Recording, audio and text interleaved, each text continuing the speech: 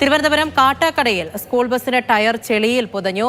Road side വാൾ കെട്ടിയിരുന്ന സ്ഥലത്തെ കുഴിയിലാണ് വാഹനം പെട്ടത്. ഇന്ദുരേഖ തുടരുന്നുണ്ട്. ഇന്ദു, എപ്പോഴായിരുന്നു ഈ സംഭവം? എന്തുണ്ടായി?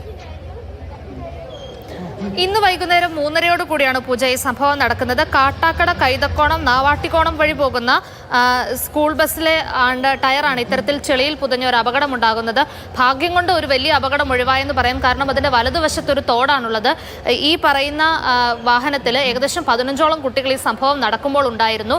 മുന്നോട്ടെടുത്തപ്പോൾ ചെളി ആയിരുന്നത് കൊണ്ട് തന്നെ അവിടെ ആഴത്തിലൊരു കുഴി ഉണ്ടായിരുന്നു എന്ന് മനസ്സിലാകാതെ പോയതാണ് ഇത്തരത്തിൽ ടയർ ആഴ്ന്നിറങ്ങാനുള്ള ഒരു കാരണമായി മാറിയത്. പെട്ടെന്ന് തന്നെ ഡ്രൈവർ പുറത്തേക്ക് ചാടിയിറങ്ങി. അതുപോലെ തന്നെ മറ്റുള്ള ആളുകളെല്ലാം കൂടി ഓടി വന്ന് കുഞ്ഞുങ്ങളെ അതിനുള്ളിൽ നിന്ന് പുറത്തേക്ക് ഇറക്കി. ഒരു പക്ഷേ കുറച്ചുകൂടി ആ വാഹനം ചെരിഞ്ഞിരുന്നെങ്കിൽ ആ വാഹനത്തിൻ്റെ നിൽപ്പ് കാണുമ്പോൾ തന്നെ നമുക്ക് മനസ്സിലാവുന്നുണ്ട് തോട്ടിലേക്ക് മറിഞ്ഞു വീഴാനും വലിയൊരു അപകടം ഉണ്ടാകാനുമുള്ള സാധ്യതയൊക്കെ ഉണ്ടായിരുന്നു. കഴിഞ്ഞ ഇടയ്ക്ക് മാത്രമാണ് ഈ റോഡ് പുതുക്കി പണിതിരുന്നത്. ഇതിന് സൈഡിലൂടെ ഒരു തിട്ടൊക്കെ പണിതിട്ടുണ്ട്. പക്ഷേ അതൊന്നും ഒരു സുരക്ഷിതത്വം ഇല്ലാത്ത രീതിയിലാണെന്ന് ഈ ഒരു അപകടം മനസ്സിലാക്കി തരുന്നുണ്ട്.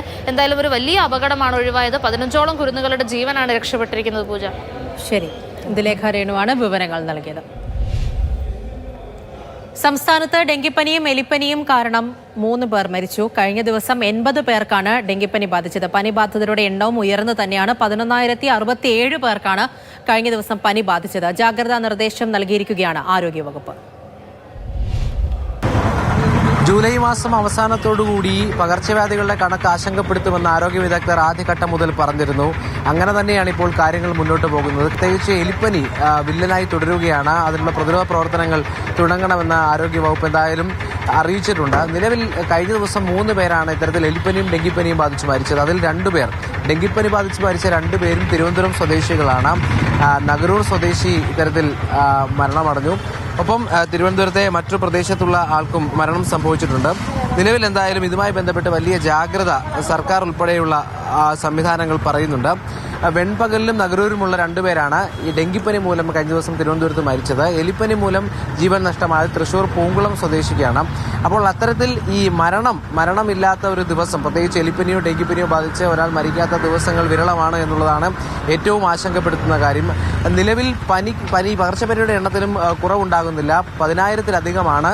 കൃത്യമായി പറഞ്ഞാൽ 11,067 പേർക്കാണ് കഴിഞ്ഞ ദിവസം ഈ പകർച്ചപ്പനിക്കായി ചികിത്സ തേടിയത്.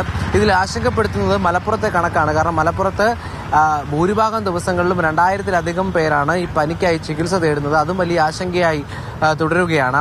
നിലവിൽ എന്തായാലും ഇതുമായി ബന്ധപ്പെട്ട് മുന്നൊരുക്കങ്ങൾ, പനി ക്ലിനിക്കുകൾ സജീവമാണെന്ന് ആരോഗ്യവകുപ്പ് അറിയിക്കുന്നുണ്ട്. അതുമായി ബന്ധപ്പെട്ട് പനി ലക്ഷണങ്ങൾ ഉണ്ടെങ്കിൽ ആദ്യം തന്നെ കാണിക്കുക. കാരണം എലിപ്പനി എന്ന് പറയുന്ന ഡോക്സിസൈക്ലിൻ ഉൾപ്പെടെയുള്ള മരുന്ന് ആദ്യത്തെ 48 മണിക്കൂറിൽ തന്നെ അണുബാധയുണ്ടെങ്കിൽ അല്ലെങ്കിൽ രോഗമുണ്ടെങ്കിൽ കഴിച്ചിരിക്കണം. അപ്പോൾ പനി ലക്ഷണങ്ങൾ ഉണ്ടെങ്കിൽ അത് ഏതുതരം പനിയാണെന്ന് തിരിച്ചറിയണമെന്ന അറിയിപ്പ് കൂടിയും ആരോഗ്യ വകുപ്പ് നൽകുന്നുണ്ട്. ഒപ്പം ഈ ചിക്കൻ ഗുനിയയും ഷിഗല്ലയും കഴിഞ്ഞ ദിവസം ഒരാൾക്ക് സംസ്ഥാനത്ത് ഷിഗല്ല രോഗബാധയുണ്ടായിട്ടുണ്ട്. ഒപ്പം ചിക്കൻ ഗുനിയ ബാധയും ഉണ്ടായിട്ടുണ്ട്. അതിന്റെ ജാഗ്രതയും ഇപ്പോൾ നിലവിൽ എന്തായാലും ആരോഗ്യവകുപ്പ് അറിയിക്കുന്നുണ്ട്. നിലവിൽ എന്തായാലും ഈ പറയുന്ന പ്രതിരോധ പ്രവർത്തനങ്ങൾ ഓരോ വ്യക്തിയിൽ നിന്ന് തുടങ്ങണം. ഒപ്പം ആരോഗ്യവകുപ്പും പ്രതിരോധ പ്രവർത്തനം ശക്തിപ്പെടുത്തിക്കൊണ്ട് ഒപ്പമുണ്ടെന്ന് അറിയിക്കുന്നുണ്ട്. Rahul G Nath, Mathrubhumi news, Thiruvananthapuram. ഇടവേളയ്ക്ക് ശേഷം കൂടുതൽ വാർത്തകൾ നോക്കാം.